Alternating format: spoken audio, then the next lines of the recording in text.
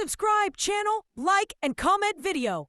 Pinocchio. Scene 1. The wooden boy comes to life. In a small Italian village, a lonely woodcarver named Geppetto finished carving a wooden puppet. "I'll call you Pinocchio," he said warmly, admiring his creation. That night, the blue fairy appeared in a shimmer of light. "You have a kind heart, Geppetto," she said. "Your puppet shall live." She touched Pinocchio with her wand, and suddenly the wooden boy could move and speak. "I'm alive!" Pinocchio cried with joy. The blue fairy smiled. "If you prove yourself brave, truthful, and unselfish, you'll become a real boy." Geppetto hugged his new son with tears of happiness, while Jiminy Cricket was appointed as Pinocchio's conscience to guide him.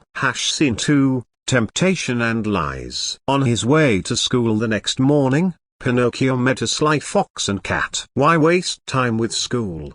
they coaxed. "Come to the theater and become famous." Against Jiminy's warnings, Pinocchio followed them and was locked in a cage by the puppet master. When the blue fairy came to rescue him, she asked, "Why didn't you go to school?" Pinocchio made up elaborate lies about monsters and kidnappers. With each lie he told, his wooden nose grew longer and longer until it sprouted branches. "A lie keeps growing until it's as plain as the nose on your face," the blue fairy warned. Ashamed, Pinocchio promised to be truthful, and his nose returned to normal. Scene 3, Pleasure Island. Pinocchio met a boy named Lampic who invited him to Pleasure Island, where children could play games and have fun with no rules. It seemed like paradise at first, with candy and toys everywhere. But Jiminy Cricket discovered the terrible truth. The island's magic turned naughty boys into donkeys to be sold. When Pinocchio began sprouting donkey ears and a tail, he panicked. "I want to go home," he cried. Racing to escape before the transformation completed, Pinocchio managed to flee the island. He rushed home to apologize to Geppetto, but found the workshop empty. A dove delivered a message. Geppetto had gone searching for Pinocchio at sea and been swallowed by a giant whale named Monstro.